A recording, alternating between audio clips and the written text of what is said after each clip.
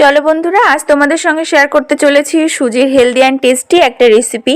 তো যার জন্য প্রথমে আমার লাগছে এখানে পেঁয়াজ কুচি, সিম কুচি, লঙ্কা কুচি, একটা ডিম আর পালং শাকের পাতা। তোমরা বিভিন্ন রকমের ভেজিটেবল দিয়েও এটা তৈরি করতে পারো। আমার কাছে এই উপকরণগুলো ছিল, তো আমি ভাবলাম আজকে এইভাবে একটু তৈরি করে নিই।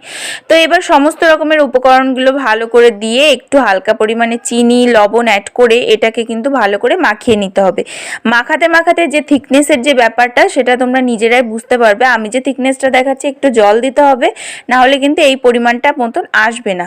আর এই রকম থিকনেস না করলে কিন্তু তোমার জিনিসটা তৈরিও হবে না। তারপরে একটা তাওয়া ভালো করে গরম করে নিয়ে হালকা করে অয়েল ব্রাশ দিয়ে ব্রাশ করে নিতে হবে।